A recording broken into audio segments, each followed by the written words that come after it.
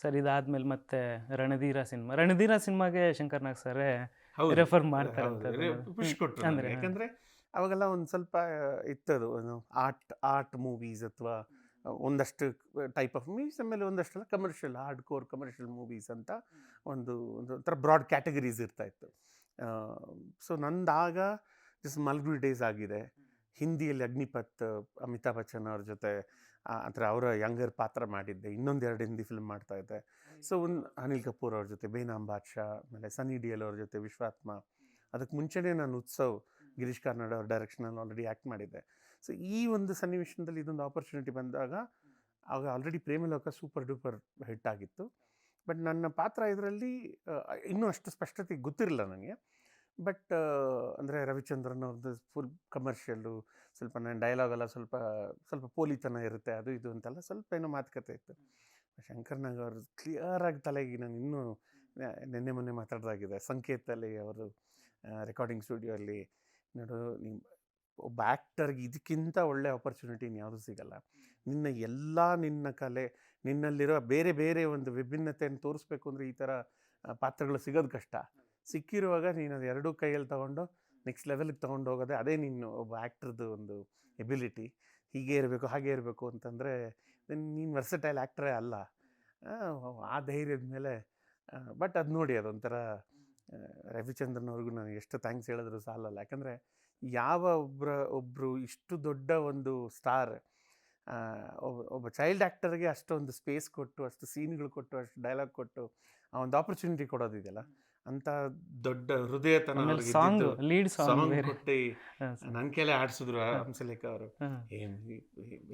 ನೀವೇ ಹಾಡಿದ್ದ ಸರ್? ನಾನು ಹಾಡಿದ್ದೆ. ಸೊ ಅದು ಮಾಡಿಸಿ ಅಷ್ಟು ದೊಡ್ಡ ಮನಸ್ಸು, ಆ ಥರ ದಿಗ್ಗಜರು, ಆ ದೊಡ್ಡ ಮನಸ್ಸು, ಧಾರಾಳತೆ ಮನಸ್ಸಿದ್ದರಿಂದ ಒಬ್ಬ ಮಾಸ್ಟರ್ ಮಂಜುನಾಥ್ ಇರಕ್ಕೆ ಸಾಧ್ಯ. ಇವಾಗಲೂ ರಣಧೀರ ಅಂತಿದ್ದಂಗೆ ಏನು ಹುಡುಗಿರೋ ಅಂತಾನೆ ಬರುತ್ತೆ.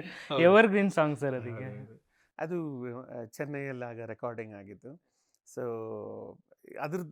ಅದರದ್ದು ಸೀರಿಯಸ್ನೆಸ್ಸು, ಅದರದ್ದು ವ್ಯಾಲ್ಯೂ ಅವತ್ತಿಗಷ್ಟು ಗೊತ್ತಿರಲಿಲ್ಲ ನನಗೆ. ಮಾಡ್ತಾಯಿತ್ತು, ಇದು ಮಾಡು, ಇದನ್ನ ಯಾಕೆ ಮಾಡಬಾರ್ದು, ಮಾಡ್ಬೋದು, ಅದನ್ನ ಯಾಕೆ ಮಾಡಬಾರ್ದು, ಮಾಡು. ಅಂದರೆ ಆ ಒಂದು ಸಪೋರ್ಟ್ಗಳು ಅಂಥ extraordinary musicians, music director Hamsalekha ಅವ್ರಿಗೆ ಹೇಳಬೇಕಾದ್ರೆ ಜಾಸ್ತಿ ತಲೆಗೆ ಹೋಗಲ್ಲ. ಅವ್ರು ಹೇಳ್ತಾ ಇದ್ದಾರೆ ಮಾಡಿಬಿಡೋದು ಅಂತ. ಆಮೇಲೆ ಅದರದ್ದು ವ್ಯಾಲ್ಯೂ ಗೊತ್ತಾಯಿತು. ಓ ಮೈ ಗಾಡ್, ಇಷ್ಟು ದೊಡ್ಡ ಸಕ್ಸಸ್ ಆಯಿತಾ, ಇಷ್ಟೊಂದು ಅದಕ್ಕೊಂದು ವ್ಯಾಲ್ಯೂ ಬಂತ ಅಂತ. ಖುಷ್ಬು ಅವರು ಅವತ್ತಿನ ಒಂದು ಅವ್ರ ಜೊತೆಗಿನ ಜರ್ನಿ. ಚಿಕ್ಕವರಾಗಾದ್ರೆ ನನಗೂ ಅವ್ರಿಗೂ ಏನೊಂದು, ನನಗೆ ಜ್ಞಾಪಕ ಇದ್ದಾಗೆ ಒಂದು 6-7 ಇಯರ್ಸ್ ಅಷ್ಟೇ ಡಿಫ್ರೆನ್ಸ್. ಸೊ ಆ್ಯಂಡ್ ಅಫ್ಕೋರ್ಸ್ ಅವರು ಆಗ ಜಸ್ಟ್ ಒಂದು ಥರ್ಡ್ ಮೂವಿನೋ ಸೆಕೆಂಡ್ ಮೂವಿನೋ ಏನೋ. ಸೊ ನಾನು ಆ್ಯಕ್ಚುಲಿ ಹಂಗೆ ಹೇಳ್ಬೇಕು ಅಂದರೆ ನಾನು ಆಲ್ರೆಡಿ ಸ್ವಲ್ಪ ವೆಲ್ ಎಸ್ಟಾಬ್ಲಿಷ್ಡ್ ಆ್ಯಕ್ಟರ್ ನಾನು.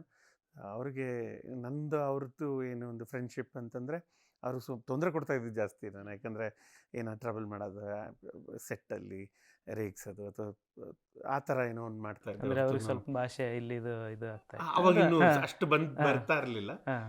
ಸೊ ಆ ಥರ ಏನಾದರೂ ಒಂದು ಇದು ಮಾಡಿಕೊಂಡು ಕೇಟ್ಲೆ ಮಾಡ್ಕೊಂಡಿರ್ತಾ ಇದ್ದೆ ಹೊರತು. ಆ್ಯಂಡ್ ತುಂಬಾ ಅಂದರೆ ಒಳ್ಳೆಯ ಒಂದು ಫ್ರೆಂಡ್ ಅಂದ್ರೆ ತಪ್ಪಾಗ್ಬೋದು, ಬಟ್ ತುಂಬಾ ಕ್ಲೋಸ್ ಆಗಿದ್ರು, ಕೊಲೀಗ್ ಆಗಿದ್ರು. ಇತ್ತೀಚೆಗೆ ಒಂದು 30 ವರ್ಷ ಆದಮೇಲೆ ಒಂದ್ಸರಿ ಸಿಕ್ಕಿದ್ರಂತೆ.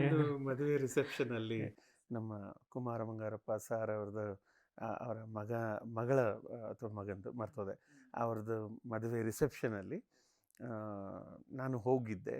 ಮುಗಿಸ್ಕೊಂಡು ಇನ್ನೇನು ಬೇಗ ಊಟ ಮಾಡಿ ಹೊರಡೋದು ಅಂತ ಅಂದ್ಬಿಟ್ಟು ಇನ್ನೇನು ಜಸ್ಟ್ ಹೊರಡುವಾಗ ಮೇಡಮ್ ಬಂದರು, ಖುಷ್ಬು ಮೇಡಮ್ ಬಂದು ಅವ್ರು ಆಬ್ವಿಯಸ್ಲಿ ರೆಕಗ್ನೈಸ್ ಮಾಡಿಲ್ಲ, ಯಾರು ನೋಡ್ತಾರೆ.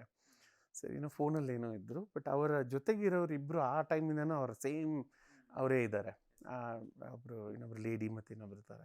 ಅವ್ರೋಗಿ ನನ್ನ ಟೇಬಲಲ್ಲಿ ಕೂತು ನಾನು ಫಸ್ಟ್ ಹೋಗಿ ಜಸ್ಟ್ ಮಾತಾಡಿ ವಿಶ್ ಮಾಡಿ ಹೊರಡೋದು ಅಂದ್ಕೊಳ್ತಾ ಹತ್ತಿರ ಹೋಗ್ಬೇಕಾದ್ರೆ ಸಡನ್ನಾಗಿ ಇದೊಂದು ಫ್ಲ್ಯಾಶ್ ಆಯಿತು. ಯಾಕೆ ಸ್ವಲ್ಪ ಆದರೂ ತೊಂದರೆ ಕೊಡ್ಬೋದು, ಅವತ್ತು ನಾನು ತೊಂದರೆನೇ ಕೊಡ್ತಾ ಇದ್ನಲ್ಲ, ನೋಡೋಣ ಏನಾದರೂ ರೆಕಗ್ನೈಸ್ ಮಾಡ್ತಾರಾ ಇಲ್ವಾ ಅಂತ ಅಂದ್ಬಿಟ್ಟು ಹೋಗಿ ಹತ್ತಿರ ಹೋಗಿ ಮೇಡಮ್ ಅಂತ ಇದೆ. ಅವ್ರು ಹಿಂಗೆ ಅಂತಂದರು. ಪಾಪ ಗೊತ್ತಾಯಿತು, ನೋಡಿಲ್ಲ, ಬಿಡಲೇ ಇಲ್ಲ ನಾನು. ಅಂದರೆ ಯೂಶ್ವಲಿ ಸ್ವಲ್ಪ ಇರಿಟೇಟ್ ಆದಾಗ ಹೋಗ್ಬಿಡ್ತಾರೆ. ನಾನು ಅಂದರೆ ಒಂಥರ ಈ ಕ್ರೇಜಿ ಫ್ಯಾನ್ ಥರನೇ ಇರೋಣ ಅಂತಂದ್ಬಿಟ್ಟು ಒಂದು ಆ್ಯಕ್ಟಿಂಗ್ ಮಾಡ್ತಾ ಇಲ್ಲ, ಬಿಡಲೇ ಇಲ್ಲ, ಅಲ್ಲೇ ನಿಂತಿದ್ದೆ. ಸರಿ, ಏನು ಅಂತಂದರೆ ಮೇಡಮ್ ಒಂದು ಹಾಡು ಹೇಳ್ಬೋದಾ ನಿಮಗೆ ಅಂತಂದೆ. ಅವ್ರಿಗೆ ಫುಲ್ಲು ಯಾರಿದು, ಏನು ಹಾಡು ಹೇಳ್ಬೋದಾ ಅಂತ ಇದ್ರೆ ಏನು ಹುಚ್ಚಾಗಿಚ್ಚಾನ ಏನು ಅಂತ ತುಂಬಾ ವರಿ ಮಾಡ್ಕೊಂಬಿಟ್ರು ಅವರು. ಹಿಂಗಂತ ನೋಡಿದ್ರು. ಇಲ್ಲ ಇಲ್ಲ ಹೇಳಿ ಕೇಳಿಸ್ಕೊಂಬಿಟ್ರೆ ಆಮೇಲೆ ಗೊತ್ತಾಗುತ್ತೆ. ಏನು ಹುಡುಗಿರು ಅಂತ ಅದು ತಕ್ಷಣವೇ ಸಡನ್ನಾಗಿ ಅವ್ರಿಗೆ ಫುಲ್ ಫ್ಲ್ಯಾಶ್ ಆಯಿತು. ಓಹ್! ತುಂಬಾ ಚೆನ್ನಾಗಿ ಮಾತಾಡಿಸಿ ಖುಷಿಪಟ್ಟು, ಅದಾದಮೇಲೆ ಒಂದು ಆಲ್ಮೋಸ್ಟ್ ಒಂದು 45 ಮಿನಿಟ್ಸ್ ಕೂತ್ಕೊಂಡು ಎಲ್ಲ ಬೇರೆಲ್ಲ ಮಾತಾಡಿ, ನನ್ನ ಫ್ಯಾಮಿಲಿದು ವೀಡಿಯೋ ಕಾಲ್ ಮಾಡಿಕೊಟ್ಟೆ, ಅವ್ರಿಗೆಲ್ಲ ಮೀಟ್ ಮಾಡಿಸಿಸಿ, ಅವರ ಮಕ್ಕಳ ಬಗ್ಗೆನೂ ಒಂದಷ್ಟು ಮಾತಾಡಿ, ಅವ್ರ ಫೋಟೋ ಎಲ್ಲ ತೋರಿಸಿ, ತುಂಬಾ ಒಂದು ಒಳ್ಳೆ ಟೈಮ್ ಸ್ಪೆಂಡ್ ಮಾಡಿದ್ವಿ ಕ್ಯಾಚಪ್ ಮಾಡಿಕೊಂಡು. ಅವರಿಗೆ ಎಷ್ಟು ದೊಡ್ಡ ಪೊಲಿಟಿಷಿಯನ್ ಆಗಿ ಎಲ್ಲ ಇದ್ದಾರೆ. ಬಟ್ ಹಳೆಯ ನಮ್ಮ ಏನು ಸ್ನೇಹ ಏನಿದೆ ಅದಿನ್ನೂ ಎಲ್ಲೂ ಹೋಗೇ ಇಲ್ಲ ಅದು.